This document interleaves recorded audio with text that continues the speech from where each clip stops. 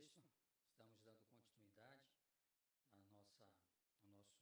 à nossa unidade, de introdução bíblica, falando com relação ao assunto da revelação. Nessa manhã, nós iremos dar prosseguimento novamente nessa questão e aprendendo um pouco mais conjuntamente com os irmãos com relação a esse assunto tão importante do eixo da crença cristã. Vamos fazer uma breve oração e logo em seguida já estaremos iniciando a nossa aula de hoje. Graças te damos, Senhor Deus, pela tua boa mão sobre nós. Te agradecemos, ó Pai amado, por mais um despertar, pelo fato do Senhor ter nos conduzido até esse local, onde juntos podemos aprender, ó Pai amado do Senhor, através da tua palavra, mantermos comunhão com os irmãos e assim juntos glorificarmos e exaltarmos o teu santo e poderoso nome. Ilumina nosso entendimento nessa manhã, que o Senhor nos instrua, nos corrija, nos exorte, nos console através da tua palavra e assim nós possamos, com corações gratos, rendermos toda a honra e toda a glória ao Senhor Jesus Cristo. Assim nós oramos nessa manhã, agradecidos, no nome de Jesus. Amém. Bom, então vamos lá, vamos dar prosseguimento, falando ainda agora dos prolegômenos reformados.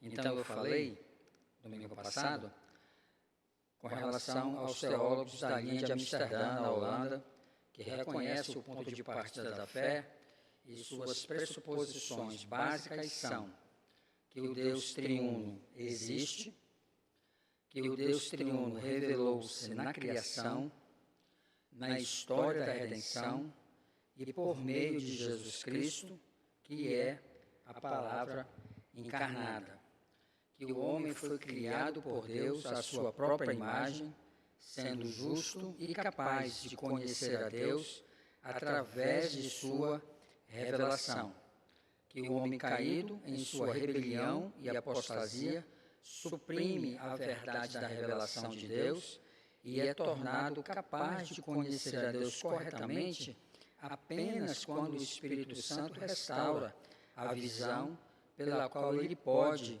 propriamente saber algo acerca de Deus. Abra sua Bíblia, por favor, lá em 1 Coríntios, no capítulo 2, no verso 14. Nós lemos esse versículo no domingo passado, mas vamos ler novamente aqui.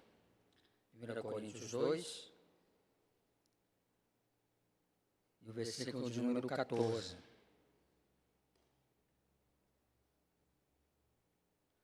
Mas o homem natural não compreende as coisas que são do Espírito de Deus, porque para ele são loucuras, e não as pode conhecer, porque se discernem espiritualmente. Então a queda, como nós falamos, ela causou esse distanciamento, um distanciamento tanto moral, como também um distanciamento espiritual entre o homem e Deus. Antes da queda, a revelação geral ela era suficiente para conduzir o homem em direção a Deus. Mas devido à queda, a revelação geral, digamos assim, que ela foi enfraquecida. Agora faz-se necessário Deus trazer uma outra revelação, que nós chamamos de revelação especial. Não que no Éden, antes da queda, não houvesse revelação especial, já havia. Por quê? Porque Deus vinha na viração do dia e se comunicava diretamente com Adão. Então já havia, assim, de uma forma embrionária, podemos dizer assim, a revelação especial ali no Éden. Agora, devido à queda, isso acentuou-se. Deus precisou trazer essa revelação agora como uma norma, para conduzir o homem de volta a Deus. Então, por isso que hoje as pessoas, elas, grande parte delas, idolatram a natureza. Dão até um codinome para isso, né? A mãe natureza. Não é isso? Por quê? porque agora ele sufoca, como nós aprendemos em Romanos 1, ele sufoca essa verdade de Deus revelada na Escritura pela mentira. Então, por isso que há essa confusão. Daí que surge as religiões de orientações naturais. Por quê? Porque eles querem colocar um outro meio de aproximação entre o homem e Deus, coisa que somente a revelação especial é apropriada para essa condução, tá bom? Então, eles vão dizer ainda que, portanto, essa linha de pesquisa trata principalmente das questões históricas e filosóficas, como, por exemplo, o que é a ciência? É a teologia uma ciência? Ou qual é a natureza da teologia sistemática? Então, os reformados dessa linha de Amsterdã, eles levantam essas questões para explicar, à luz da revelação da Bíblia, da resposta para essas perguntas. Então, todas essas perguntas são analisadas à luz da revelação total que Deus dá de si mesmo na Escritura. Então, a Bíblia, ela não é uma revelação extensiva de Deus para nós. Ela é uma revelação necessária. Deus, ele não se esgota todo na Bíblia. Deus deixou para nós o necessário para nos conduzir de volta a Ele mesmo. Agora, por outro lado, a escola de Princeton aborda os assuntos especificamente teológicos, como, por exemplo, revelação especial, inspiração, iluminação, revelação geral e etc. Então, os prolegômenos da teologia de Princeton são que Deus existe, que o homem tem uma natureza religiosa capaz de conhecer a Deus. Nós falamos isso no domingo passado, que Calvino vai denominar isso como o sensus divinitatis, e nós aprendemos à luz da revelação que isso Deus colocou no homem quando Deus o cria, lá em Gênesis 1, 26, 27. Então, quando Deus sopra o fôlego de vida no homem, Deus comunica ao homem esse sensus divinitatis, ou seja, esse sentido da divindade. Por isso que o homem, como falavam os teólogos reformados e medievais também, o homem é um ser religioso, de composição. Deus compôs o homem assim. Então, por isso que a sociologia, a antropologia, as ciências da religião, em todas as eras e em todas as culturas, isso é um fato comprovado, historicamente, cientificamente, podemos afirmar também. Esse senso de divindade e esse senso religioso em todas as culturas e em todas as eras. Por que isso? Porque o homem foi composto assim, tá bom? Então, essa natureza religiosa, devido à queda também, ela não é suficiente para essa recondução. A religião, a palavra religião significa justamente isso, religar-se. Então, tanto a revelação geral quanto esse senso de divinitatis dentro do homem, eles não são eficazes nesse religamento do homem para com Deus. É preciso a revelação especial agora, que revela Cristo, e aí Cristo é quem nos religa novamente com Deus, tá bom? Então, o terceiro, que Deus revelou-se ao homem. Segundo Wolff, a apologética é que lança todo o fundamento sobre o qual a teologia é construída.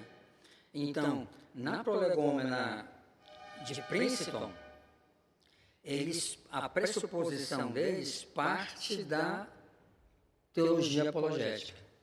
É a apologética que vai lançar os fundamentos sobre o qual toda essa teologia será construída.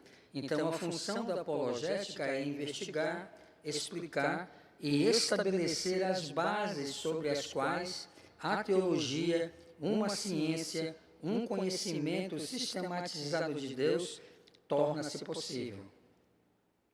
Então, nos prolegômenos reformados de Princeton, a apologética é o ponto de partida para essa pressuposição. Então, é a apologética que vai lançar os fundamentos de investigação da teologia. Então, a apologética que vai dizer, em outras palavras, né, o que é válido e o que não é válido, o que é coerente e o que não é coerente. Portanto, para Wolff, os estudos de Deus, da religião, da revelação, do cristianismo e da Bíblia constituem tanto os ramos da apologética como dos prolegômenos. Então, na visão de B.B. Warfield, a apologética, portanto, é introdutória a toda a ciência da teologia e não a sistemática. Então, por exemplo, é muito comum, quando nós queremos estudar teologia, a gente já começar de uma teologia sistemática. A teologia sistemática, ela está, digamos assim, ela está contida dentro da Escritura. Então, o que os teólogos sistematas, eles vão fazer e fizeram no passado? Eles vão pegar tudo isso que está diluído na Escritura e vão organizar. Então, cristologia, soteriologia, pneumatologia, a escatologia, a teontologia, tudo isso está solto dentro da Escritura. Então, eles vão pegar e sistematizar isso. Como também a teologia bíblica. Ela está na Escritura. E é muito comum para nós já começarmos da sistemática e não darmos tanta importância à teologia bíblica. Mas ambos são importantes. A teologia bíblica não vive sem a sistemática e a sistemática não vive sem a teologia bíblica. É importante nós sabermos disso. Agora, para os teólogos de Princeton, a apologética, ela é, digamos assim, os prolegômenos. Eles não partem de uma sistemática, eles não partem de uma teologia bíblica, eles analisam primeiro o que a apologética diz sobre esses determinados assuntos. Então, para eles, a importância da apologética filosófica, da apologética psicológica, da apologética histórica e da apologética bibliológica também. Tá bom? Então, mais uma vez, quando nós estudamos a palavra de Deus, é preciso, eu falei isso já domingo passado, mas quero repetir novamente, evitar que nossas crenças prediletas acabem por controlar nossa interpretação das Escrituras.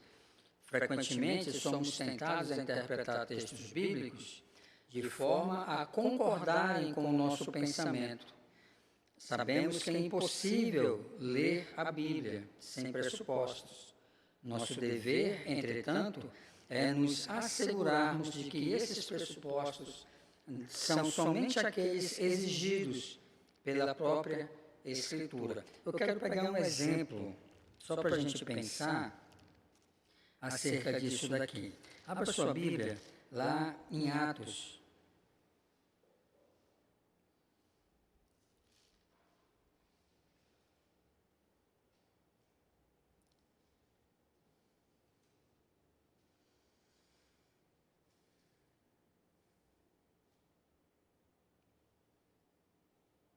Capítulo 2, a partir do verso 37. Vamos acompanhar. E, ouvindo isso, compungiram-se em seu coração e perguntaram a Pedro e aos demais apóstolos: que faremos, varões e irmãos? Respondeu-lhes Pedro: arrependei-vos e cada um de vós seja batizado em nome de Jesus Cristo para perdão dos pecados, e recebereis o dom do Espírito Santo, porque para vós é a promessa, para vossos filhos e para todos os que estão longe, para quantos o Senhor nosso Deus chamar. E com muitas outras palavras testificava solenemente isso e os exortava dizendo: salvai-vos dessa geração perversa. Assim que receberam bem a sua palavra, foram batizados. E naquele dia agregaram-se quase 3.000 almas. Qual é o ponto que eu quero trazer para os irmãos aqui, fazendo menção desse texto? Por exemplo, o Atos é um livro histórico, é um livro que relata o começo da história da igreja na era cristã. Agora, nessa passagem aqui, o texto fala de batismo. Agora o texto não está falando com relação a quê? A forma. A forma aqui o texto não descreve. Como é um livro descritivo, não é um livro normativo, ele só está descrevendo aqui o que os apóstolos fizeram. Ele não está dizendo aqui como eles fizeram. Se foi imersão ou se foi aspersão. Então, qual é o ponto aqui? Então, eu não posso pegar esse texto e afirmar, não, é que eles foram batizados por imersão. É improvável. Por esse texto aqui, improvável. Por que é improvável? Eles não poderiam usar os banhos públicos para fazer isso. Então, como é que eles iam? Eles não tinham um local físico. A igreja primitiva reunia-se nas casas. Então, eles não tinham um local físico para fazer isso. Então, eu não posso, por isso que Augusto Nicodemos é bem pertinente isso aqui que ele fala. Então, por mais que eu creia dessa maneira ou creia de outra maneira, eu não posso permitir que a minha crença normatize o texto bíblico. Quem normatiza o texto bíblico é a palavra, não é a minha crença. Se a minha crença estiver errada em qualquer ponto, a função da Escritura é corrigir esse crer, para que o meu crer seja um crer correto. Um crer correto. E isso tem tudo a ver, irmãos, tem tudo a ver. Porque as pessoas, hoje, nós ouvimos isso. O importante é crer em Jesus. Não, só isso não é suficiente. Eu tenho que crer em Jesus, mas eu tenho que crer corretamente em Jesus Cristo. Isso é uma falácia sutil, que infelizmente muitas pessoas acreditam que o importante só é crer em Jesus. Não, você tem que crer em Jesus corretamente. E por que tem que crer corretamente? Porque Ele é o Deus da verdade. Ele não é o Deus do erro, da dúvida, do engano. Ele é o Deus da verdade. Então, Ele quer que eu e você creiamos nele da maneira correta. Correta. Porque Jesus, eu creio que Ele não vai salvar alguém que crer nele de forma errada. Tem que crer nele corretamente. Que Ele é Deus, que Ele é o único Salvador, que Ele é o único mediador, que Ele é o nosso advogado, o único advogado, Ele é o único mediador. Então as pessoas, eu creio em Jesus, um exemplo, né? Mas elas creem em outros meios de mediação. Aí o que 1 de Timóteo, abra lá, por favor. Aí o que 1 de Timóteo, no capítulo de número 2, no verso de número 5, vai nos ensinar. Se porventura algum irmão ou irmã queira fazer uma pergunta, é só pegar, aqui tem a irmã Rossana, ela vai dar o microfone, para poder nossos irmãos que estão em casa ouvirem a sua pergunta e a resposta, tá bom? Então, 1 Timóteo 2,5, olha lá. Porque há um só Deus e um só mediador entre Deus e os homens, Cristo Jesus, homem. Então, por exemplo, se a pessoa afirma assim, eu creio em Jesus, no Jesus Deus, essa crença está errada. Essa crença está errada. Nós temos que crer no Jesus Deus e temos que crer no Jesus homem. Porque ele é as duas coisas. E hoje, Jesus continua sendo as duas coisas. Continua sendo 100% Deus, porque nós pensamos que isso ficou restrito apenas à encarnação. Aí depois que Jesus ressuscitou, Jesus não precisou mais ser homem, ou seja, o negócio foi desfeito, né? Não. Jesus hoje continua sendo 100% Deus e continua sendo 100% homem, como sempre foi. Às vezes nós pensamos que só houve necessidade de Jesus ter corpo para a obra expiatória, né? Depois que ele ressuscitou, não foi preciso mais Jesus ter corpo. Não.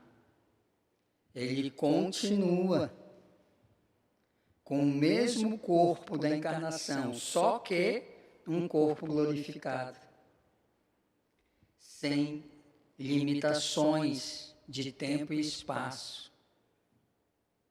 Entendeu? Mas continua com o corpo. Por isso que iremos vê-lo. Porque é o único membro da Trindade que possui corpo. O único.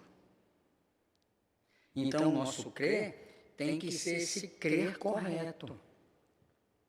Tem que ser um crer correto.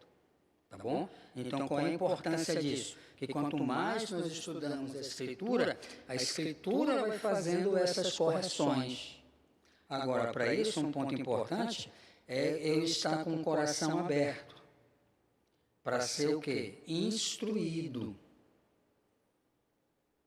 nesse ensino, para que o Espírito Santo faça essas devidas correções. Tá bom? Olha o que Francis Schaeffer vai nos dizer. Deus existe e, de fato, Ele falou conosco através da Bíblia, para nos contar coisas sobre si mesmo, sobre nós e sobre o mundo. Tornou conhecido para nós aquilo que jamais poderíamos descobrir por conta própria, através de nossos questionamentos e busca. Deus revelou para nós a verdade sobre o mundo em que vivemos, a verdade sobre a existência humana e a verdade sobre si mesmo.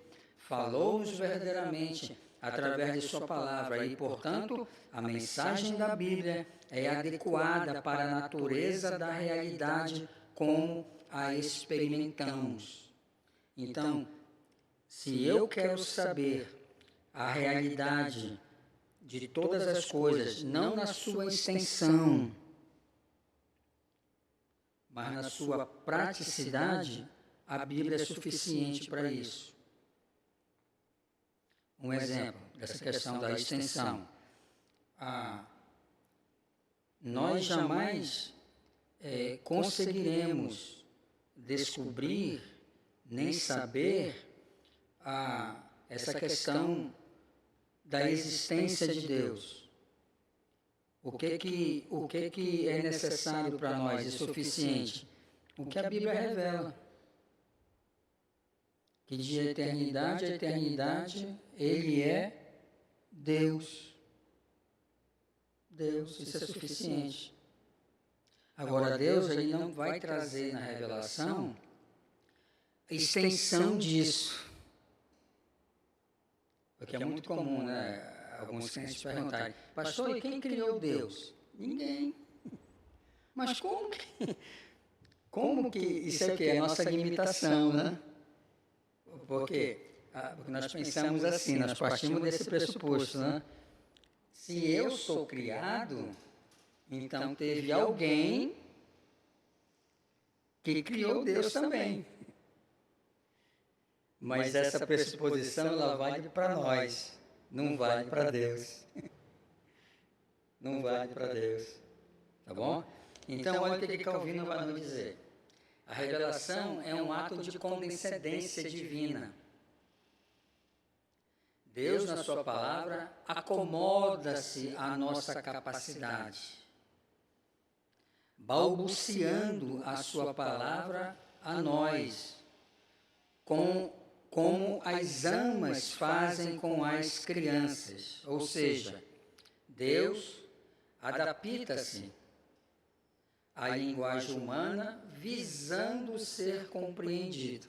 Calvino vai chamar isso de o balbuciar de Deus.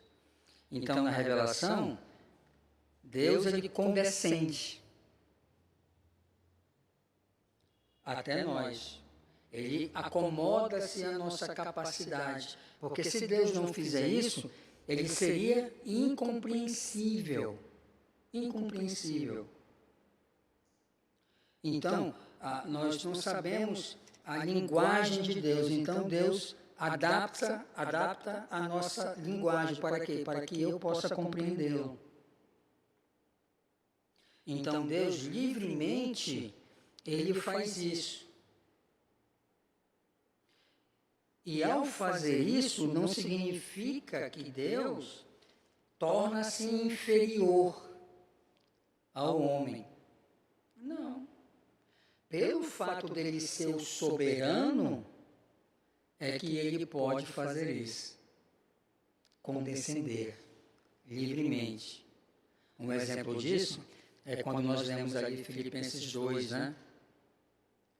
Onde Paulo descreve a questão ali da encarnação de Jesus Cristo. Mesmo sendo Deus, não tomou por usurpação ser igual a Deus. Antes, condescendeu. Ou seja, a encarnação, quando a gente estuda a cristologia, nós aprendemos isso. A encarnação é uma humilhação para o Verbo. Porque nós entendemos que, quando nós falamos assim de humilhação, nós pensamos que só foi na cruz, Cristo humilhado. Onde que Cristo foi humilhado? Na cruz. Não. Pode fechar, irmão. Pode fechar essa porta, né? Acho que fica melhor. A revelação não, a encarnação é uma humilhação. Porque o primogênito do Pai, o unigênito do Pai, deixa a sua glória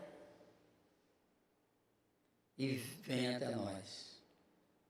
Então, isso para Jesus foi uma humilhação. Ter limitações no corpo, nesse corpo físico encarnado, uma humilhação.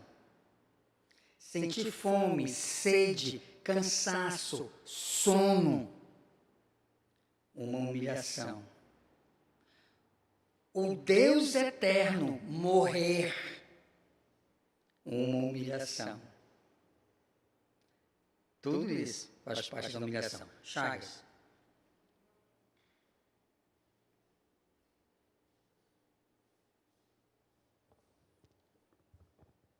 Pastor, o senhor falou que Cristo ele foi 100% homem, 100% Deus e continua sendo 100% homem, 100% Deus.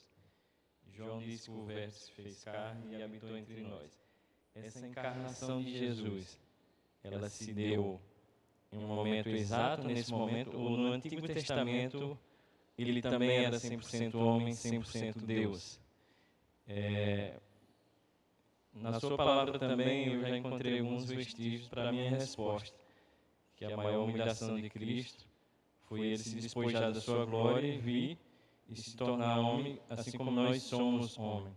Mas a minha dúvida em relação a essa encarnação dele, né? Se no Antigo Testamento, eu sei que no Antigo Testamento ele também veio, todas as vezes que ele teve contato com o homem, que o homem pôde vê-lo, ali ele era homem, né, na sua forma física.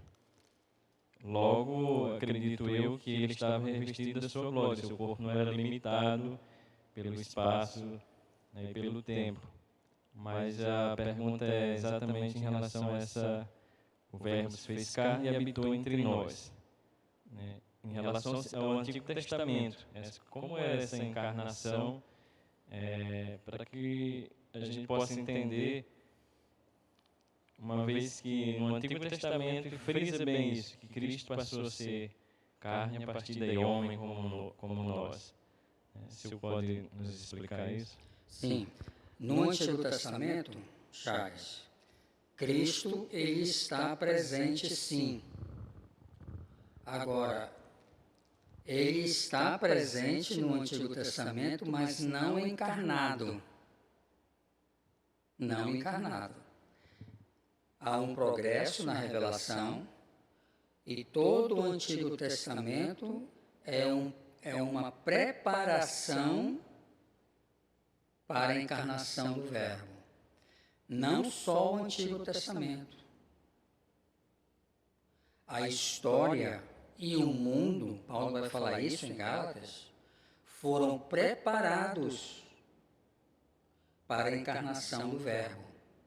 Um exemplo disso, na época quando Cristo nasce, já há um sistema criado pelos romanos de correios, já há pelos romanos criados também as bases do direito civil, do direito criminal, já há estradas. Na época de Cristo, vai ser instituído a Pax Romana, ou seja, quando Cristo encarna, o mundo está em paz. Você não vê guerras, pode prestar atenção nesse período. Então Deus, na condução da história e também provendo para a história isso, o próprio Deus prepara o cenário para a encarnação do Filho. Agora, Cristo está presente no Antigo? Sim, é claro que está. Não como homem. Porque em 1 Coríntios 10, vamos abrir lá. Nós aprendemos isso, eu falei rapidamente, que Cristo está no Antigo Testamento quando o Novo afirma que ele está.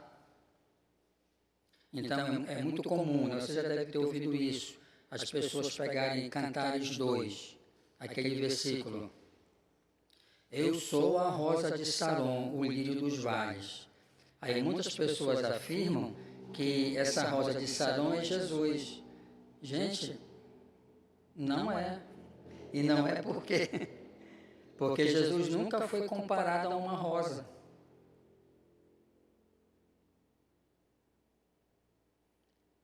Nunca foi comparado. E o Novo Testamento não afirma isso. Então, se o Novo Testamento não afirma, isso é uma norma hermenêutica, então eu não posso dizer que aquilo ali é Jesus. Eu afirmo quando o Novo afirma. Então, Paulo está afirmando aqui, 1 Coríntios 10, olha lá, versículo 4. E todos beberam da mesma bebida espiritual, porque bebiam da rocha espiritual que os seguia. Quem era a rocha? E a rocha era Cristo. Então, em quem Moisés bateu,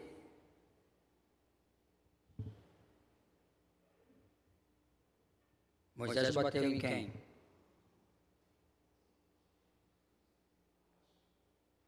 Bateu em Cristo.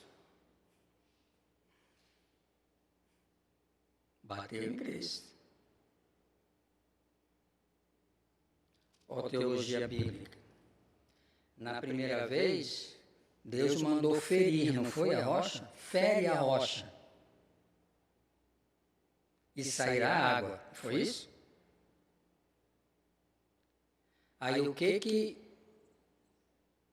Zacarias vai dizer?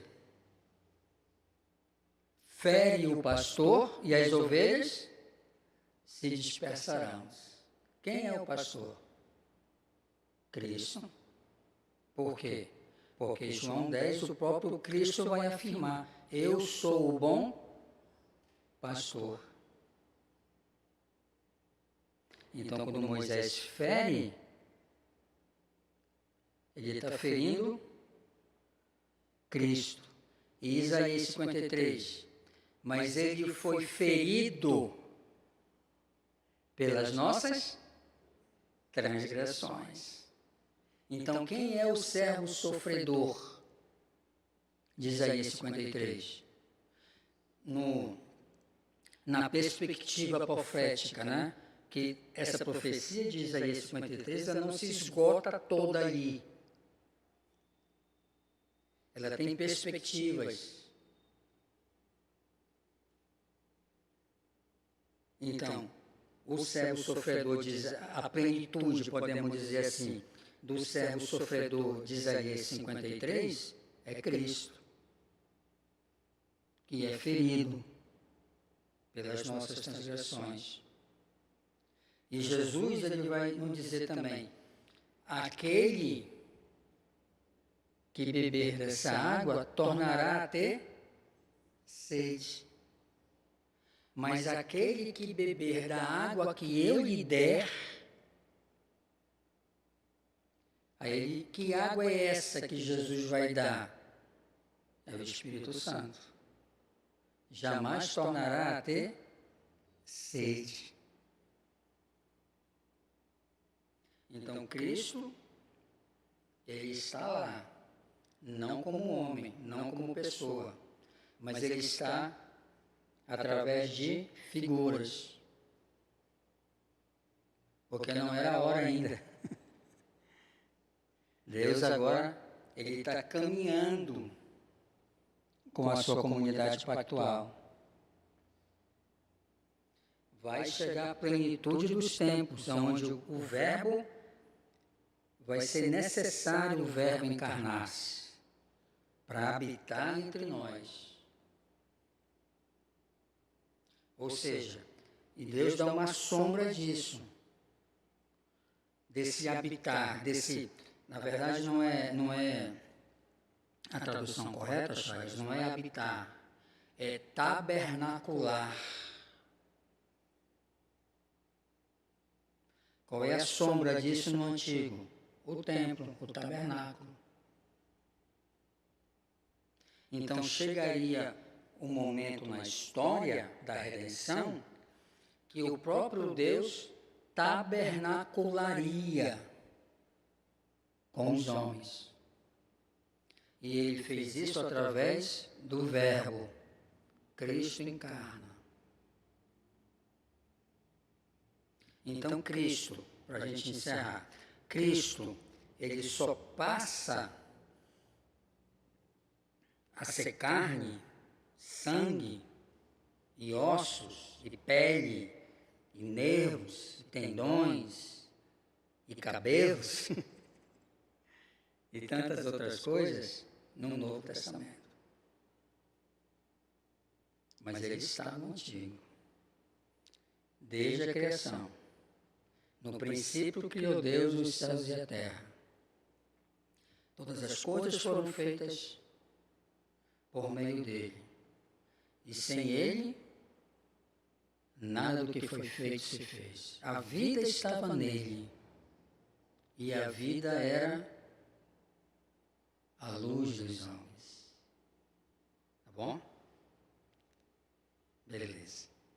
Então vamos lá. Então, a revelação, um ponto bem simples. Se eu perguntar para você, o que é a revelação? Revelação é um ato de condescendência divina. Deus, Ele adapta-se à nossa palavra, balbucia como as amas fazem com as crianças, visando ser compreendido. Se Ele não fizer isso, Ele fica incompreensível para nós. Irineu de Leão, ele entendeu muito bem isso. Que, na verdade, Calvino vai pegar esse princípio de Irineu, né? Vai extrair de Irineu. O finito não pode conter o infinito. Então, nós, como seres humanos finitos, nós não podemos conter o infinito, tá bom? É necessário que Deus condescenda a mim e a você. Então, a sã doutrina, queridos, quanto mais rigorosamente examinada, sempre demonstrará ser uma tarefa impossível de ser concluída e jamais será alguma coisa que se apresente pronta, mesmo atrás das formas mais primitivas do ensino cristão, do ensino de Jesus ao dos apóstolos. A sã doutrina está continuamente sendo buscada. Então, esse é o desafio do teólogo, né? A teologia jamais será alguma coisa que se apresente pronta. Então, a nossa teologia, ela sempre está em construção e sempre está em reavaliações. Por quê? Porque Deus não se esgota. Conforme mais nós estudamos, mais amadurecemos, mais dependemos do Espírito Santo, o Espírito Santo vai nos instruindo. E crenças de outrora, que para mim e para você eram imexíveis, o Espírito Santo nos ilumina e nos faz enxergar por uma outra perspectiva. Digamos assim, ele abre o nosso leque de perspectivas. E assim, a nossa doutrina ela vai sendo sempre reexaminada, sempre se reexaminando, né? E crescendo cada vez mais. Tá bom? Então, o conceito de revelação é correlato necessário de toda religião. Como a crença na revelação pode ser encontrada em todas as religiões. Revelação e religião ficam de pé ou caem juntas. Então, por exemplo, os adventistas eles acreditam que os ensinos de Ellen White é uma espécie de revelação. Os mormons, a revelação do anjo Moroni a Joseph Smith. Os testemunhos de Jeová, a mesma coisa. Os kardecistas, a mesma coisa. Tanto é que tem o Evangelho segundo Kardec. Então, toda e qualquer religião, religião e revelação, ou ficam de pé ou caem juntas. Não existe isso. Tá bom? Então, a religião é a arena da redenção. Salvadores podem ser encontrados por toda parte. Existem divergências a respeito do que e do como da religião, mas a questão permanece. O que eu devo fazer para ser salvo? Toda religião. A resposta aos três maiores interesses da religião, Deus, humanidade e salvação, exigem revelação. Revelação. Se de fato a religião consistentemente implica em uma relação com Deus, segue-se que essa divindade deve existir para a mente do crente, deve revelar-se e, portanto, deve ser, em alguma medida, cognoscível, ou seja, conhecível. Ou a religião é uma ilusão, ou ela deve ser baseada na crença na existência, na revelação, na cognoscibilidade de Deus. Em cada um desses seus três componentes, como representação ou ideia de Deus, como afeição religiosa e como ato de Deus, a religião implica que cremos na existência de Deus e o consideramos cognoscível, conhecível, através de sua revelação. Por exemplo, já os agnósticos e os céticos não creem na revelação. Toda religião, ela é sobrenaturalista, no sentido de que está baseada na crença em um poder divino que é distinto do mundo e elevado acima dele. E, entretanto, de alguma forma, desce até ele e tem comunhão com ele. Toda religião acredita num ser que está acima da pessoa, acima de nós, que é transcendente, mas que ao mesmo tempo é conhecível. Então, e ao mesmo tempo também, toda e qualquer religião acredita nisso. Esse ser transcendente comunica-se, desce e mantém comunhão. Agora, nós como cristãos, nós não somos diferentes. Nós cremos em tudo isso. Mas cremos por quê? Porque a Bíblia nos revela. Em algumas outras religiões, a pessoa precisará de uma experiência mística para isso. O cristão, apesar que muitos, infelizmente, buscam isso. Agora, para eu saber que Deus existe, eu não preciso de nenhuma experiência mística. Porque, lembra lá, o senso divinitatis já me diz isso. A minha consciência já fala isso. A racional. Por isso que a fé cristã, ela é uma fé racional. Apesar que hoje muitos cristãos querem matar a razão. Querem matar a razão. Por isso que o nosso evangelicalismo brasileiro, infelizmente, hoje ele está tão deturpado. Por quê? Porque muitos cristãos não querem exercer o senso da razão na averiguação e no crer da revelação. Então, quando eu creio em Jesus, eu não creio tão somente pelo fato do Espírito Santo ter me constrangido a isso. O Espírito Santo vai trabalhar também no meu cognitivo. Porque a fé cristã é uma fé fundamentada em fatos. E o que o apóstolo Paulo vai nos ensinar em 1 Coríntios 15? E se Cristo não ressuscitou, vã seria a nossa pregação e vã seria a nossa fé. O que Hebreus 11 vai nos ensinar? O que é fé? Fé é a convicção de fatos. Fatos. No princípio criou Deus os céus e a terra. Isso é um fato. Que eu tenho que crer nisso.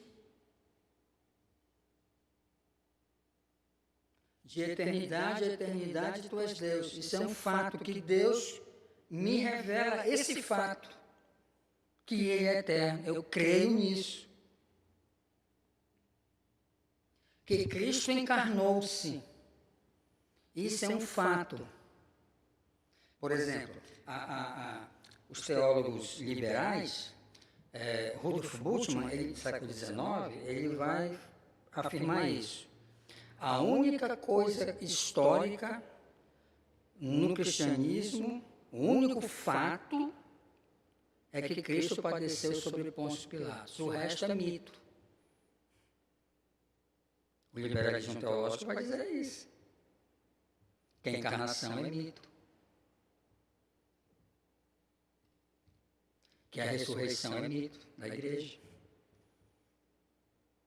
Ele vai dizer, o único fato que deve ser acreditado no cristianismo é que Cristo padeceu sobre Pôncio Pilatos, somente.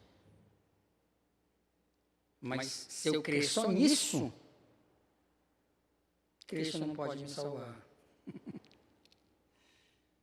Eu tenho que crer nos outros fatos que a palavra me apresenta.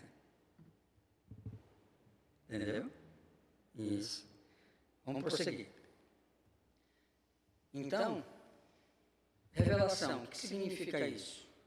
Revelação é um ato soberano de Deus, trazendo ao seu povo, mediante vários veículos, meios de comunicação ou de observação, natureza, sua vontade, obra, direção e propósito. O significado da palavra revelar significa tornar desnudo o que para o homem estava encoberto e impossível de o mesmo descobrir por seus próprios meios ou capacidade moral e espiritual. Isso é revelação. Então Deus traz, Deus descortina. Então, se eu quiser saber qual é a cor da parede que está por detrás dessa cortina, o que eu tenho que fazer? Eu vou ter que descortinar. Foi isso que Deus fez. Então, para eu conhecer e saber que eu era pecador e carente de salvação, foi preciso Deus descortinar isso. Trazer à luz essa realidade que estava encoberta a todo ser humano devido à queda.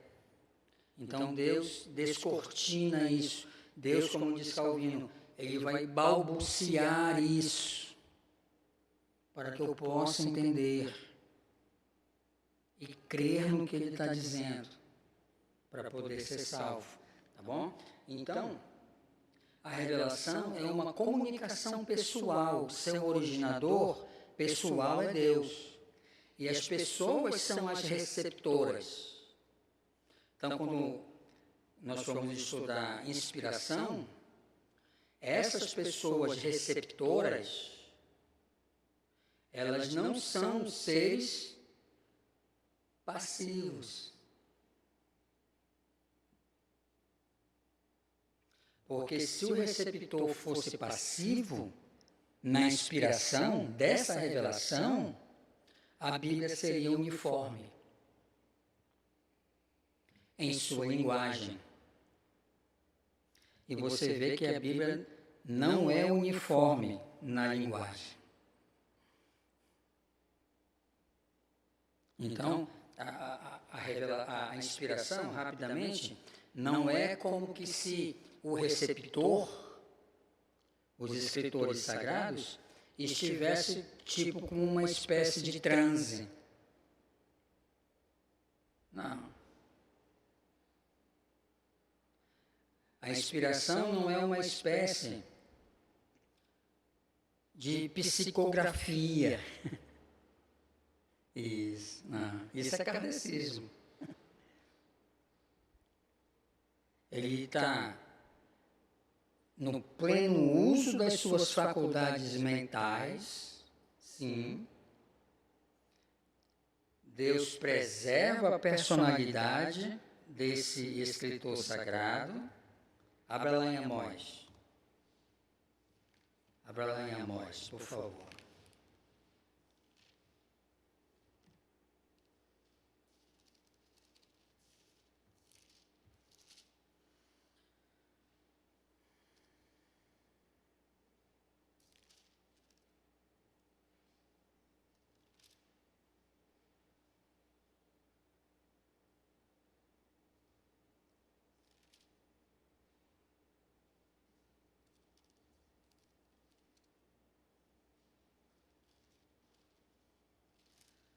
Abre Amós, capítulo 4.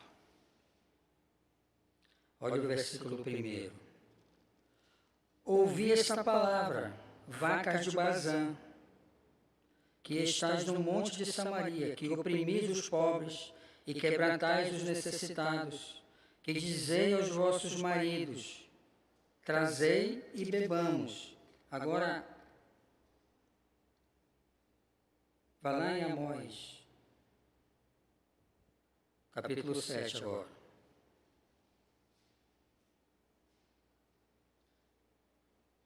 Olha o versículo 14 e 15.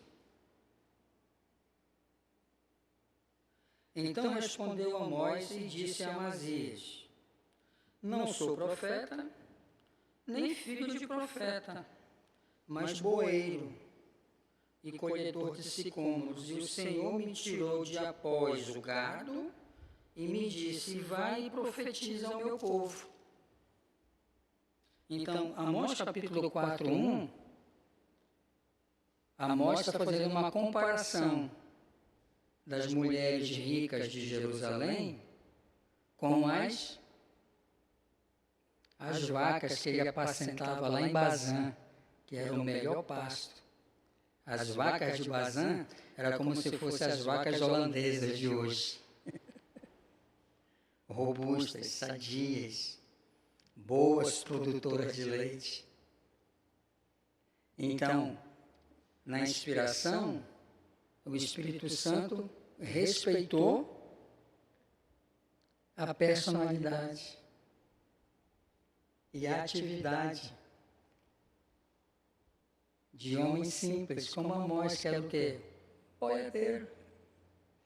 O que Amós entendia? De boi, gente, de vaca. Era disso que ele entendia. Ele não tem uma descendência profética. Eu não era profeta, nem filho de profeta, mas o Senhor me disse, vai e profetiza. Então o Espírito Santo preservou isso. Preservou o conhecimento filosófico, judaico, de Paulo, que foi criado aos pés de Gamaliel, de Pedro, um pescador rude, de Moisés, um poliglota, criado em todo, instruído em toda a ciência e conhecimento egípcio. Josué é um homem guerreiro, valente, e por aí vai, tá bom? Então, ela consiste em pensamento e falas pessoais. Como quando Deus fala a Abraão e Moisés, às vezes, além da fala direta de Deus, a revelação inclui agentes pessoais, portadores dessa revelação, como a gente vai ver muito isso no Antigo Testamento, como o anjo do Senhor. Esse anjo do Senhor nada mais é do que um mensageiro de Deus. Por exemplo, quando a gente vê lá em Apocalipse, né, João, lá na ilha de Patmos, vem um anjo e traz a ele a revelação. Então, esse anjo é o quê? Nada mais do que um agente portador dessa revelação. Aquelas visões de Daniel, não é? Daniel teve aquelas visões, né? Não entendeu nada. Aí o que Deus vai fazer? Vai enviar um anjo para interpretar para Daniel. Agora, teologia bíblica, olha a importância da teologia bíblica, né? Agora, no Novo Testamento, quem faz isso? O Espírito Santo. Jesus diz lá em João 14, né? Quando eu for, mandarei um semelhante a mim, um paráclito, né? E ele vos ensinará todas as coisas. Então, hoje eu não posso orar assim para Deus, ó Deus, envia o teu anjo para me ensinar. Deus não vai fazer isso. Fez isso no passado. Mas, pastor, está na Bíblia. Deus é o mesmo ontem, hoje e será eternamente. Você já viu o crente usando esse versículo fora do seu contexto? O que esse versículo está falando? Que Deus é obrigado a fazer no passado e é obrigado a fazer hoje? O versículo não está dizendo isso. O que o versículo nos ensina? Está ensinando a imutabilidade de Deus. Não está dizendo que Deus é obrigado a tirar água de rocha hoje. Deus não é obrigado.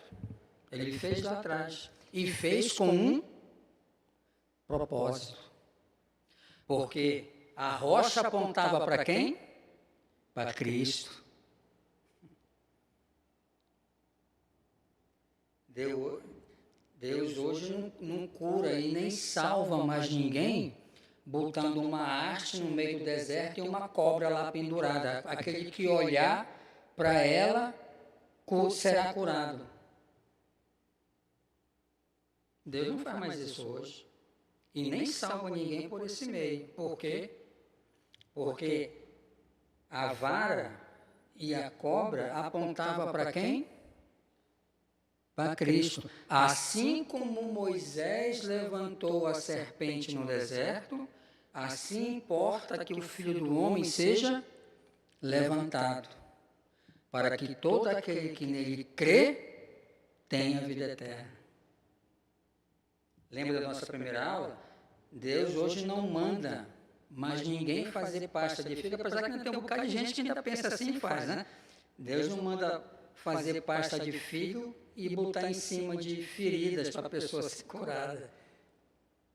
Porque nós aprendemos que todo exemplo bíblico só é válido se há uma aprovação, uma norma no Novo Testamento. Se não há, aquilo é apenas uma descrição de como que o rei foi curado, como é que Naamã foi curado, mergulhando 7 vezes. Mas aquilo é uma norma? Não, é só um relato. Apesar que hoje as pessoas ainda mandam, né? Deus, os 7 mergulhos de Naamã. Isso é bobagem, gente. Isso é bobagem. Deus não me manda fazer isso. E Deus nem tem compromisso com essa fé. Por quê? Porque é uma fé sem fundamento bíblico. Entendeu? Sem uma fundamentação bíblica. Então, esses agentes no Antigo Testamento, tá bom? Então, no centro da revelação está Deus, que dá a si mesmo um nome. Uma característica peculiar dessa revelação é o nome que ele mesmo revela, e não apenas um poder mágico. Por exemplo, Moisés precisa pergunta, Senhor, e quem eu vou falar, o que eu vou dizer, quem me enviou, se me perguntarem, quem foi que te enviou? Não foi? Aí Deus vai revelar um nome. Moisés, quando eles te perguntarem, tu vai falar, o eu sou me enviou. Quando eles ouvirem isso, eles vão saber que fui eu. Então Deus revela isso para Moisés, que Moisés sabia. Ele conhecia Deus e tudo, bacana, Deus revelou-se ali na sarça, mas e o nome?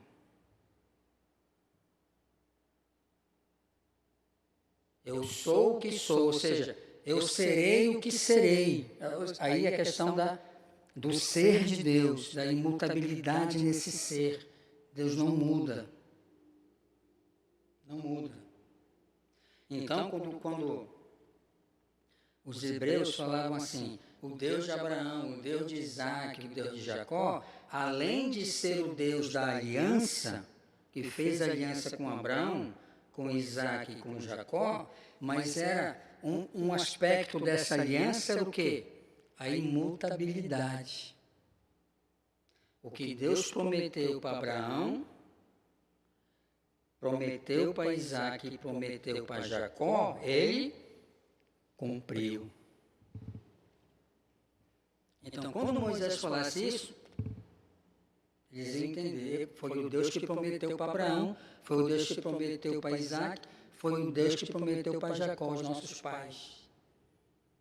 Então, eles saberiam que era Deus. Então, ele revela isso, e ele não é apenas um poder mágico que se manifesta em algum local sagrado, nem alguma ficção literária habilmente articulada, tá bom? Apesar que, quando a gente pega o Antigo Testamento, os judeus, eles se poluíram, podemos dizer assim, tanto com aquele senso religioso, idolatraram tanto esse senso religioso, que eles delimitaram Deus.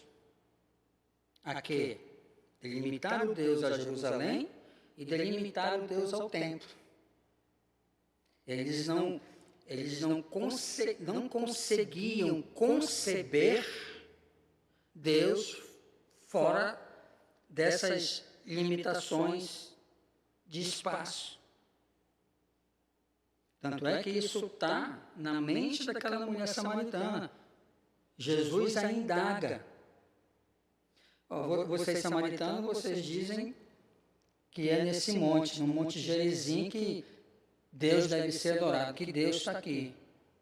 Já os ortodoxos, judeus, eles dizem que é em Jerusalém. Aí Jesus desmonta o esquema dela, desmonta esse esquema de um local sagrado, de delimitação de Deus. Vai chegar o tempo que nem lá e nem cá.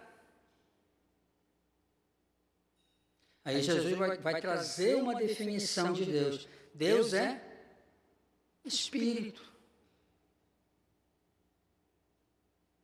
E importa que os seus adoradores o adorem em espírito e em verdade. Mas isso já está no Antigo Testamento. Jonas estava no templo, ele estava em Jerusalém, quando ele orou e adorou a Deus. Não, ele estava onde? No ventre do peixe. E lá Deus ouviu, e lá Deus respondeu, e de lá Deus, dentro do ventre do peixe, Deus operou. Então, o Deus que se deixa conhecer pelo nome é o Espírito absoluto, que habita no mundo invisível, que define e delimita o destino humano. Então, o Deus ao qual nós servimos é esse Deus que se deixa conhecer pelo nome, pelo Eu Sou. Ele é esse Espírito absoluto que habita nesse mundo invisível. E é Deus quem define, e é Deus quem delimita o destino humano. Isso não compete a nós. Então, hoje, as pessoas, como não têm esse entendimento, muitas vivem de maneira desenfreada, fazem de tudo para prorrogar a longevidade, né? Prorrogação da longevidade, prorrogação da longevidade. A ciência cada vez mais descobrindo, promovendo, né, longevidade, mas só que esse Deus invisível, ele já delimitou. Já delimitou. Por mais que vivamos 70, 80, 90, há uma delimitação imposta por Deus sobre nós. Bom? Então, no centro dessa revelação, que dá a si mesmo um nome, que Deus dá a si mesmo um nome, uma característica peculiar dessa revelação é o nome que Ele mesmo revela. Ele não é apenas um poder mágico que se manifesta em um local sagrado, nem alguma ficção literária. Não é um mistério ardiloso e frívolo que fica no limite do conhecimento, nem um princípio postulado especulativamente, para tornar o universo compreensível aos seres humanos. Então, esse Deus, como eu falei, Ele é esse poder absoluto, esse Espírito absoluto que se comunica comigo e com você. Agora, há um conceito errado de revelação, chamado de racionalismo. Como premissa confessional de características sobre a criação, queda, existência, imortalidade da alma e etc., no cartesianismo de Descartes, por exemplo, Descartes ele vai lançar as bases do pensamento iluminista, transição ali do século XVII para o século XVIII. O que é que a ideia cartesiana, qual é a proposta da ideia cartesiana? A mente é o padrão, a mente é o crivo. Se não couber na razão e se a razão não explicar, não é válido. Então, pelo cartesianismo, a revelação não encaixa. Por quê? Porque a nossa razão humana, ela não concebe puramente isso. É preciso que o Espírito ilumine essa razão manchada pelo pecado para crer naquilo que eu estou lendo. Entendeu? Então, o deísmo também é a mesma coisa. Então, a razão se emancipou da revelação, inicialmente colocando-se acima dela. Inicialmente, o deísmo ainda não negava a necessidade, a possibilidade e a realidade da revelação. Mas o perigo do deísmo para a revelação está no seguinte: primeiro, ele atribuiu a razão que tinha adquirido um lugar independente fora da revelação, o direito de examinar e determinar se algo que se apresentava como revelação fazia isso com uma boa garantia de verdade. Então, nesse examinar da revelação, não sou eu que digo o que vale e o que não vale, o que é inspirado e o que não é inspirado. Quem diz isso é a própria revelação, é a própria Bíblia. E o que a Bíblia vai nos ensinar em 2 Timóteo 3, 16, 17? Toda a Escritura é inspirada por Deus. Toda. E ela é útil para o ensino, para a correção, para a instrução, a fim de que o homem de Deus seja perfeito, perfeitamente habilitado para toda boa obra. Então, não é a minha razão. Dentro da inspiração, nós vamos aprender isso, é a Bíblia que dá testemunho de si, não sou eu. O que Jesus vai nos dizer lá, dialogando com os fariseus? Julgai as Escrituras, porque elas dão testemunho de mim. Então, quem dá testemunho de que a Bíblia é a verdade? Lâmpada para os meus pés é a tua palavra, e luz para os meus caminhos. Santifica-os na verdade, a tua palavra é a verdade. Então, a própria Bíblia dá testemunho dela mesma. O nosso papel como estudantes é apenas crer nisso. Não é a minha razão. E é isso que o cartesianismo vai propor. É a razão que é o martelo, que é a última instância para dizer que é e o que não é. Não. Na revelação, o cartesianismo está fora. Porque ele vai se contrapor. Entendeu? Segundo, a razão gradualmente adquiriu por si mesmo o poder de se pronunciar também sobre o conteúdo da revelação. Esse conteúdo não poderia ser desfavorável à razão. Então, por exemplo, ressurreição. Não cabe. Andar sobre a água. O que a física vai dizer para isso? Impossível.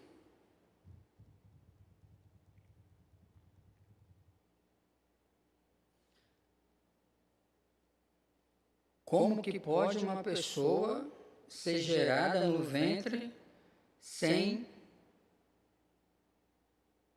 fecundação. O que a ciência vai dizer? Impossível. Então, o cartesianismo colocou a razão nesse patamar. Era ela quem dizia o que poderia, o que era favorável ou não favorável. Então, não podia conter nada daquilo que estava principal e potencialmente presente na razão e, portanto, também ser julgado por isso. Se eu não posso julgar pelo entendimento, pela razão, então não é válido. Materialmente, o Evangelho não poderia ser outra coisa, senão a verdade da razão.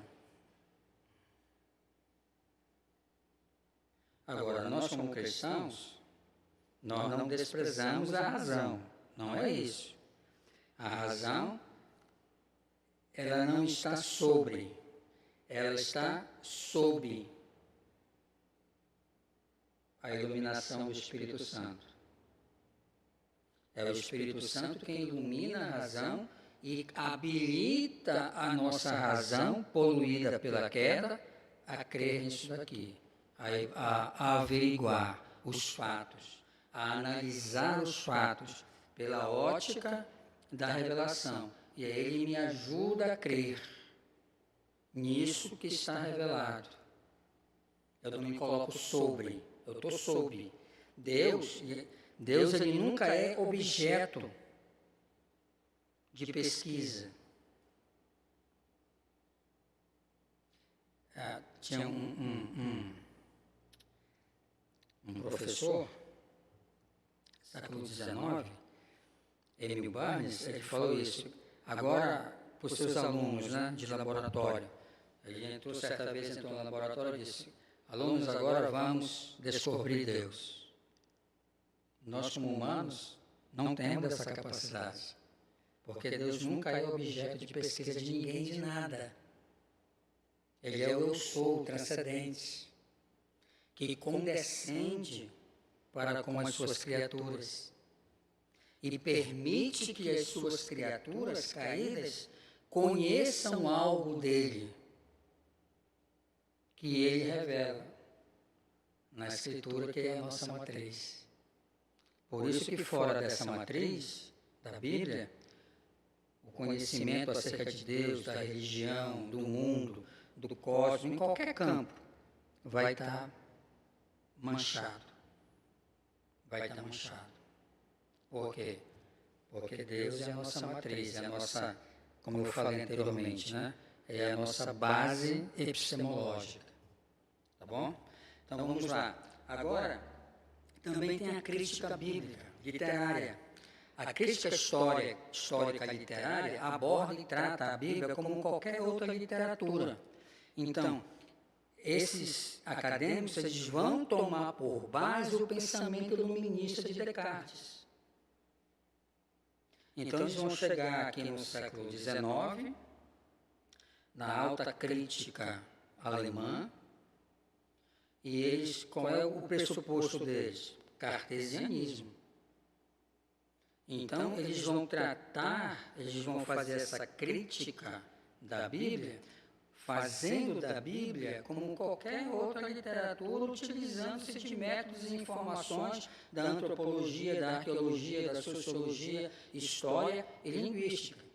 Então, desta forma, caracteriza-se de um modo geral por não partir do dogma da inspiração e inerrância.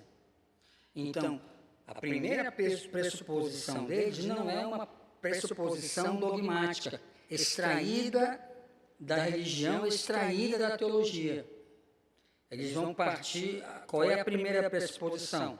Cartesiana, iluminista. Em outras palavras, cética.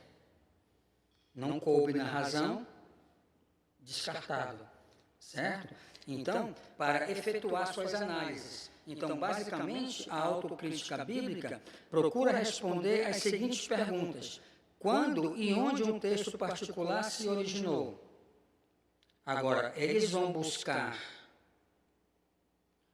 resposta para essas perguntas na antropologia, na arqueologia, na sociologia, na história, na linguística, não busca na revelação. Como, por quais razões, por quem e para quem e em que circunstância o mesmo foi produzido? Então, por exemplo, nós aprendemos que a revelação ela tem um contexto redentivo. Então, cada livro que consta na Bíblia, ele tem um propósito. E ele fala algo, ele ensina algo, ele aponta para algo, propositalmente.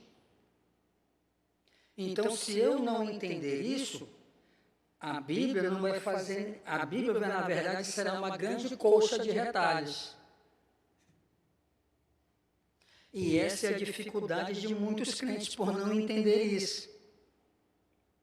Não entender que a Bíblia narra uma história, lembra lá?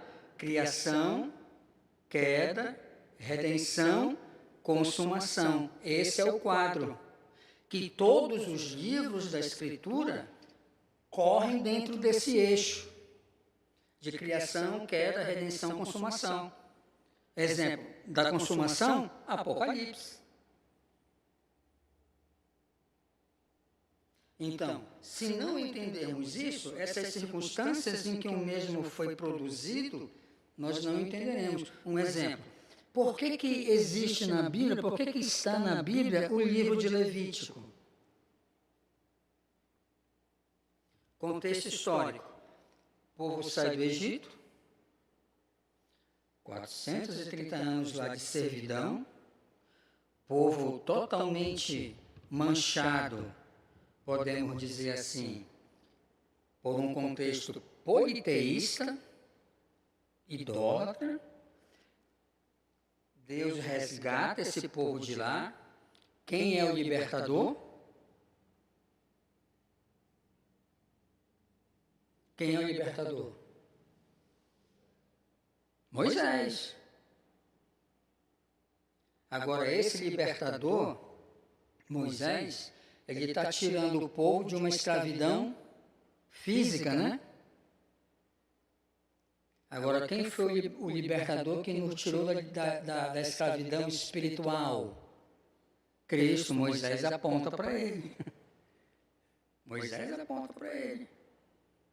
Na verdade, Moisés é só o meio, né? O libertador mesmo é Deus. O libertador mesmo é Deus. Ok.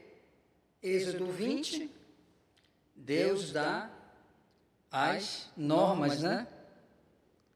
Deus vai dar as leis para relacionamento, não é?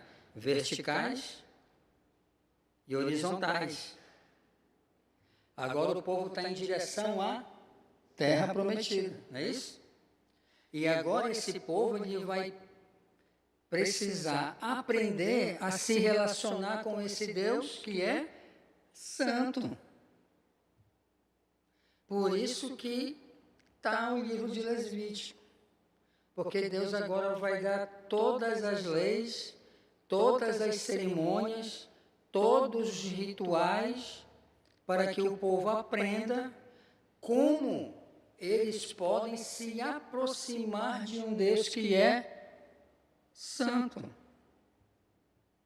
Então, Levítico, essas são as circunstâncias em que o livro de Levítico foi produzido. E esse livro, ele aponta para Cristo. Porque Paulo vai dizer que Cristo se fez santificação por nós. Abra lá em Hebreus 10. Hebreus 10.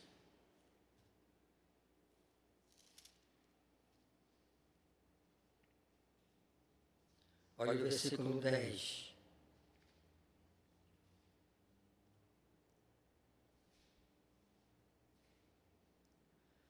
Versículo 9 e 10. Logo disse, eis aqui vem, ó Deus, para fazer a tua vontade, tira o primeiro, para estabelecer o segundo. Nessa vontade, na obediência de Cristo, fomos santificados mediante a oferta do corpo de Jesus, Cristo, feita uma vez por todas.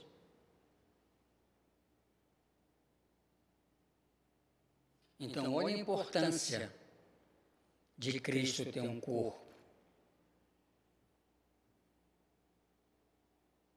Se Cristo não tivesse corpo, Cristo não poderia salvar ninguém. Toda a humanidade estava destinada ao inferno. Porque o pecado entrou por um homem, não foi? Adão?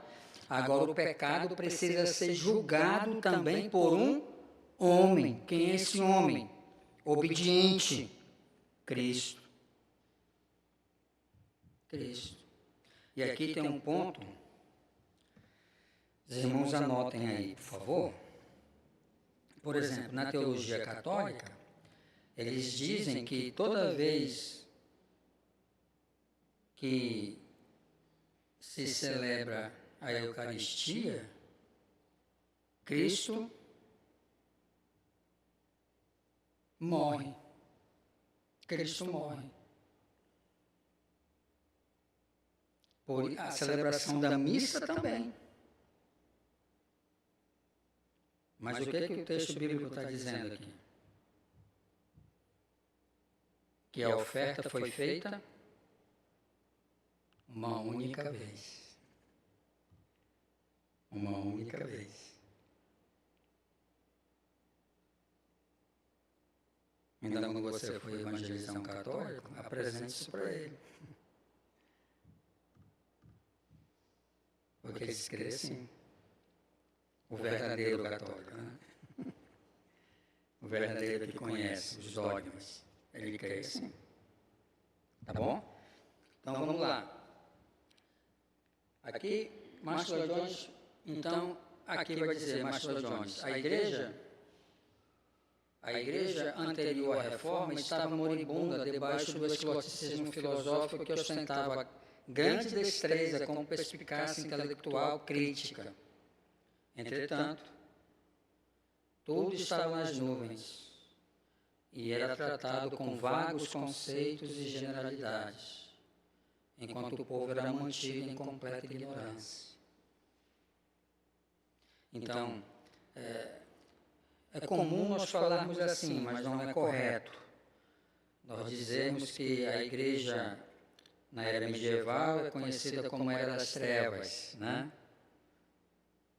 Mas não é correto, porque a igreja nunca esteve nas trevas, porque o Senhor da igreja é luz. Então, pegando esse gancho aqui de Márcio Lloyd Jones, o que é que nós podemos aprender, né?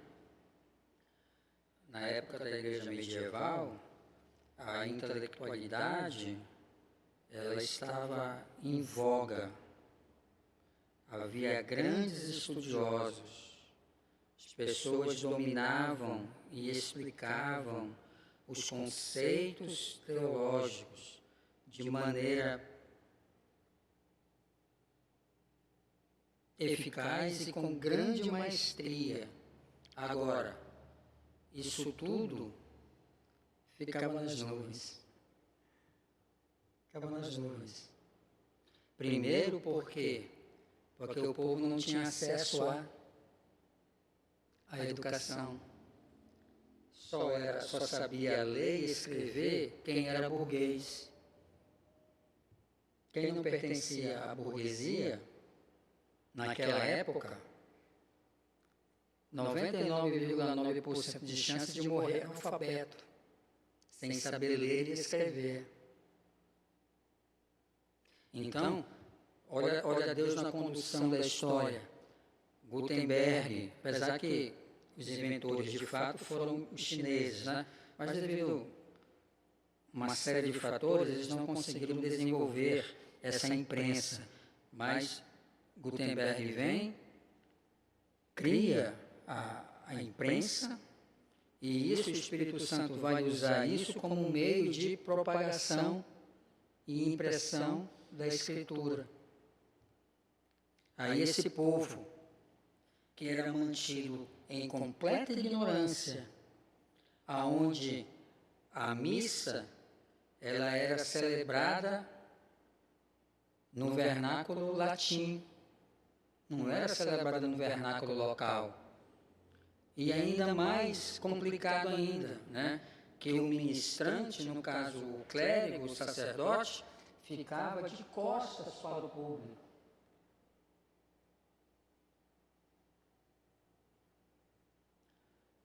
Gregório vai instituir na igreja o chamado cântico gregoriano,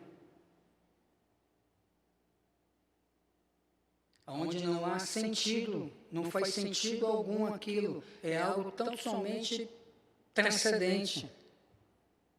É nesse contexto em que o povo está mantido em completa ignorância. Aí vem o Espírito Santo, né? Ilumina Lutero, Romanos 1,16. O justo viverá pela fé. Já tinha lido esse versículo inúmeras vezes. Era monge. Mas quando lê agora com a iluminação, entende. Aí o Espírito Santo levanta. Agora Deus vai usá-lo para tirar esse povo da completa ignorância. A primeira coisa que Lutero faz é traduzir a Escritura para a língua alemã. E agora esse povo vai ter acesso à verdade, ao conhecimento. Por isso que Cristo vai dizer: conhecereis a verdade, e a verdade vos libertará. O povo é liberto. Então esse era o quadro da igreja na era medieval, esse era o quadro da igreja na época da Reforma, e infelizmente esse é o quadro também da igreja de hoje. Por não, Suzana?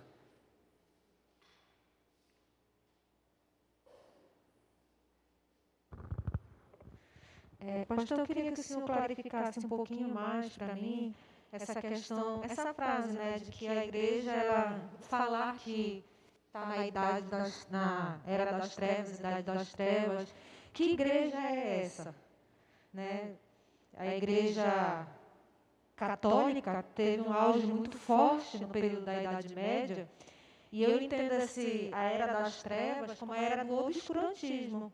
A era exatamente em que historicamente não era dado a conhecer aos homens a respeito de Deus.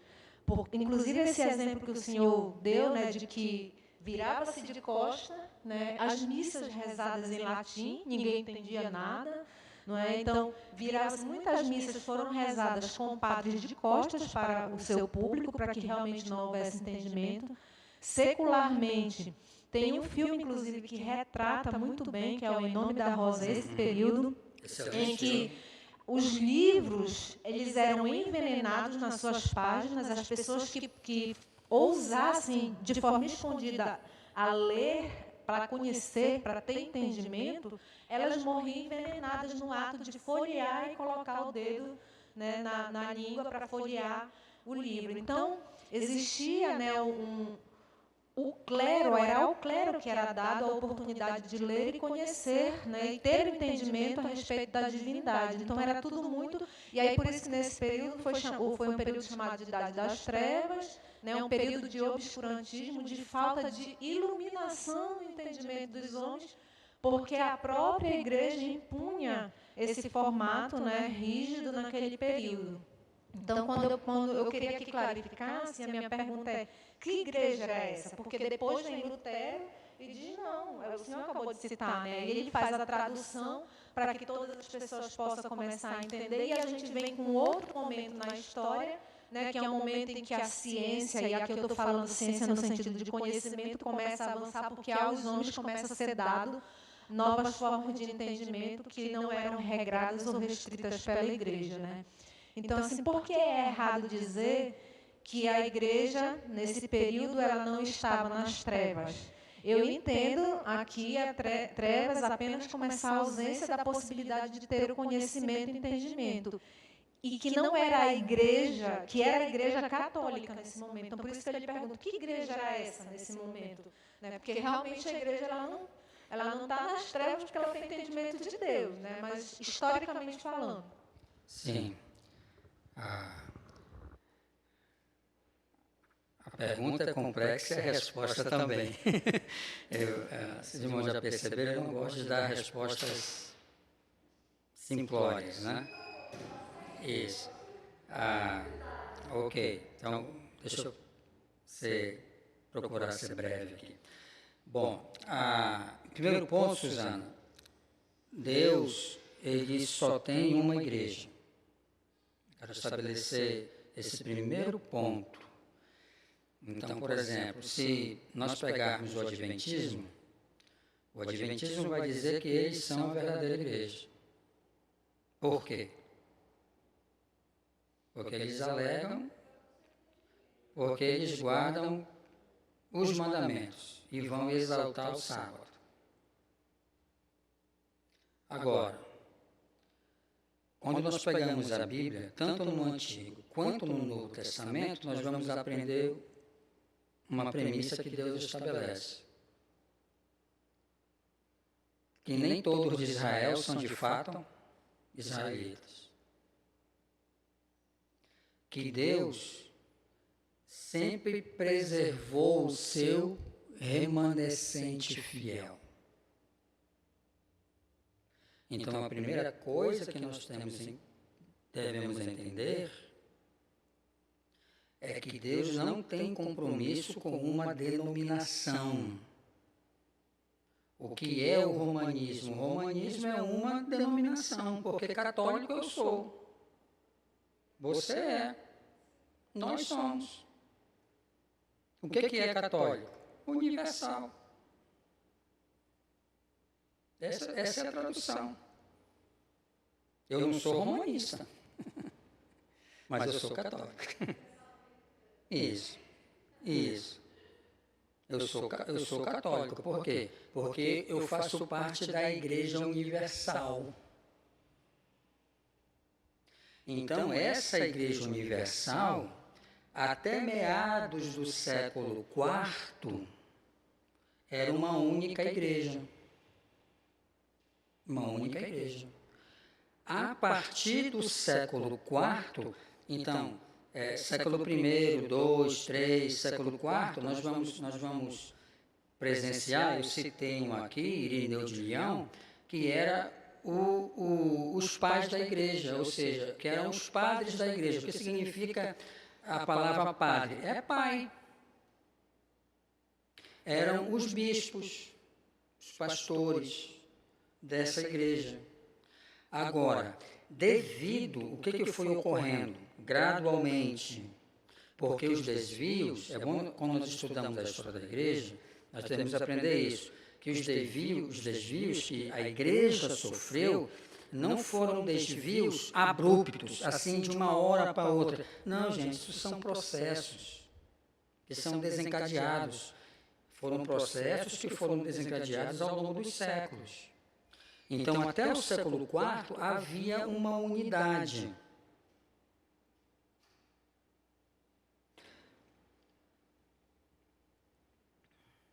Esqueci o nome dele agora, século IV. Ele defendia o consensus fidelium, o consenso dos fiéis. E um dos critérios para manter a igreja unida era justamente isso, a apostolicidade. Com relação aos escritos. Então, Suzane, a partir do século V, o que esses padres fizeram? Porque nessa era a igreja está sendo muito atacada por heresias. Muito atacada. Então, o que eles fizeram? Eles começaram a puxar para si essa palavra final. E com isso, como nós sabemos que o coração humano é corrupto, é corrompido, ou seja, gradualmente, esses pais da igreja, esses padres, eles foram assumindo maiores prerrogativas, a tal ponto que o que não fosse aprovado por esses padres, esses bispos, não era válido. Ou seja, então o que aconteceu? A proteção da igreja não estava mais na escritura, estava naquilo que o sacerdote falava. Posteriormente, é daí que vai surgir o papado. Então, o que vai acontecer? Essa igreja, gradualmente, ela foi se distanciando da revelação. E foi se tornando uma igreja institucionalizada. Até se tornar o que se tornou. Agora, uma coisa nós precisamos entender, que mesmo dentro do romanismo, Deus sempre tem os seus remanescentes. Eu quero citar dois pré-reformadores, John Huss e John Wycliffe, século XIII, que estavam dentro dessa igreja. E o que eles queriam? Renovar essa igreja, trazer essa igreja de volta para a palavra. Mas o que aconteceu? A institucionalização proibia.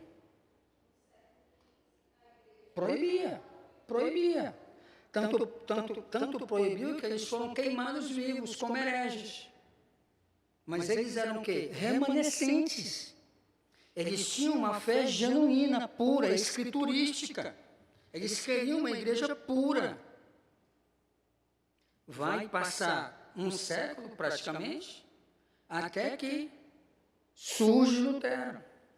Um remanescente. E Lutero, quando nós estudamos a história da Reforma, Lutero nunca quis dividir a igreja. Essa acusação que os romanos fazem sobre Lutero. Lutero nunca quis dividir. O que Lutero queria? Reformar. Só isso. Agora, como vai reformar se o clérigo está totalmente institucionalizado? Além de institucionalizado, corrompido.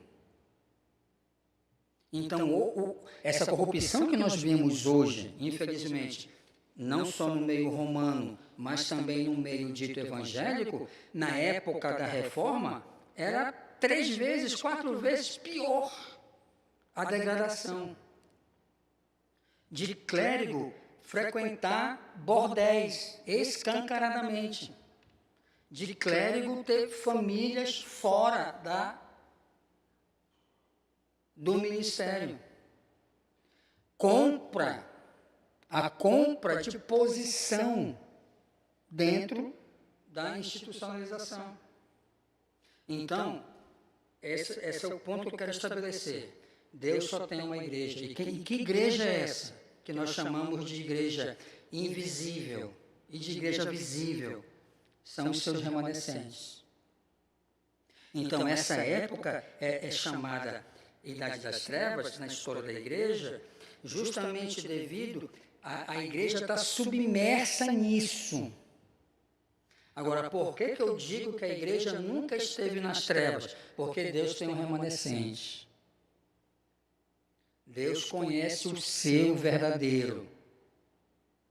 Então, o que aconteceu foi justamente isso. Deus vai usar um remanescente para resgatar a sua igreja. Tá? Então, por exemplo, hoje, nós não estamos diferente disso. Nós precisamos, o quê? Precisamos de uma reforma. Porque, querendo ou não, hoje as nossas igrejas se tornaram o quê? Institucionalizadas. Hoje, infelizmente, em muitos meios, a denominação sufoca o corpo.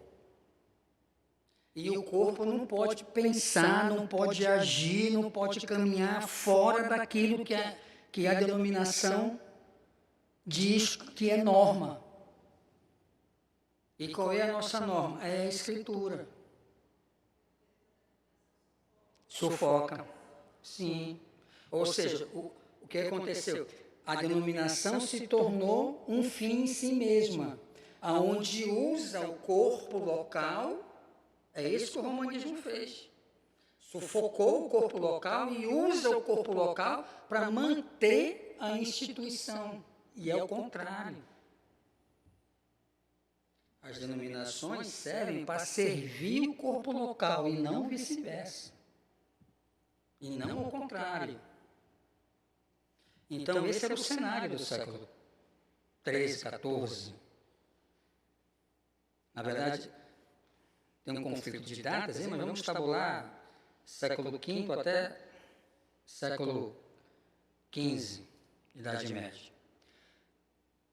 Então, essa era a situação. Essa era a situação.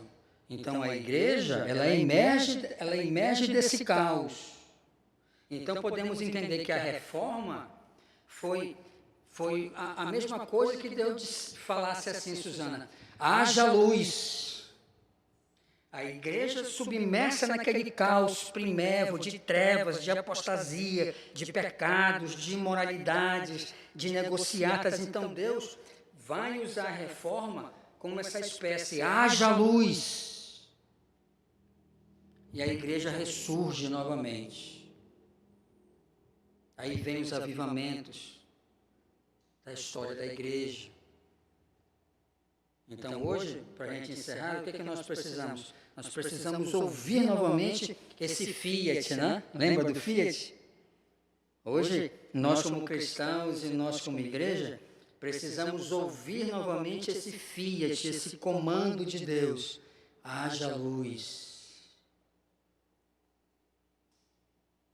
O Deus que disse que das trevas resplandeça a luz, foi Ele quem resplandeceu no nosso coração. Então, esse Deus resplandece no coração de Lutero e é desencadeada a reforma. Mas a luz estava lá. Lembra daquele cântico? Ele é a luz que nunca se apaga.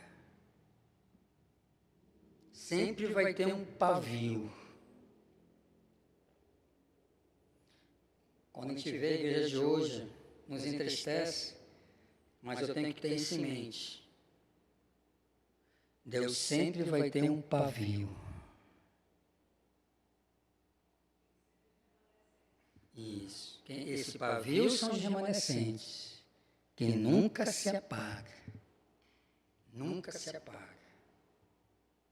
E Ele sopra o seu espírito e promove as suas mudanças. Tá bom?